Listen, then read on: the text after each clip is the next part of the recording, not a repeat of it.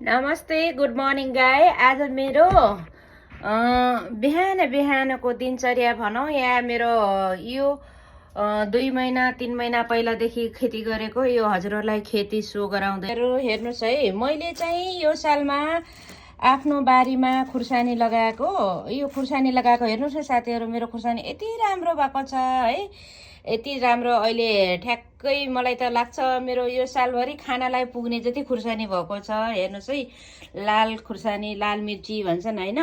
अब अझै पनि धेरै छ बारीमा। यो हरियो चाहिँ कस्तो भनेपछि अब जाडो सुरु भइसक्यो नि त बाहिर, जाडो सुरु भएको हुनाले खसेकोलाई टिपेर राखेको छु। अरू चाहिँ एकदमै छ, अझ लटरम्मै छ है।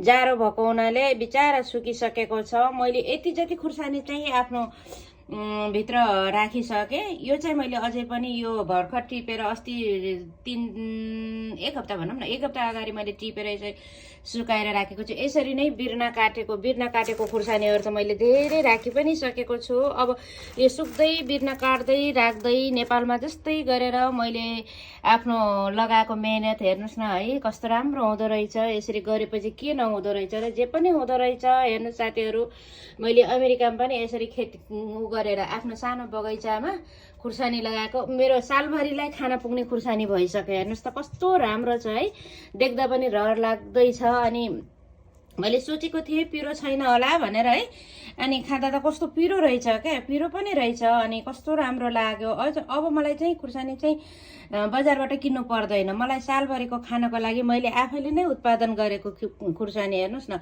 अझ धेरै छ बाहिर, लटाराम्मै छ, हरियो छ। अब जाडो छ, जाडोको कारणले गर्दाखेरि मैले चाहिँ त्यसलाई अब गर्न सक्दैन होला, पकाउन सक्दैन होला, चिसो भएर रुखहरू सुकिसकेको छ। फल चाहिँ लटरम्मै छ खुर्सानीहरू, हेर्नुहोस् है कस्तो राम्रो छ अनि हुँदो रहेछ। यति चाहिँ मैले अझ भित्र राखि पनि सकेको छु होइन। हेर्नुहोस् त साथीहरू, गरेपछि जे पनि हुँदो रहेछ भन्ने छ नि। अमेरिकामा पनि आएर मैले यसरी खेती किसानी गरेर आफ्नो सानो बारीमा यसरी गरेको देख्दा मैले आफ्नो पहाडमा जन्मेको ठाउँ सल्यानमा यसरी नै मेरो बुवाहरूले घरमा यसरी खुर्सानी लटरम्म बर्खामा लगाएर यसरी राखेर कति मुरी उतिखेर त किलोको हिसाब हुन्थेन होइन, पाथी मुरीको हिसाब हुन्थ्यो।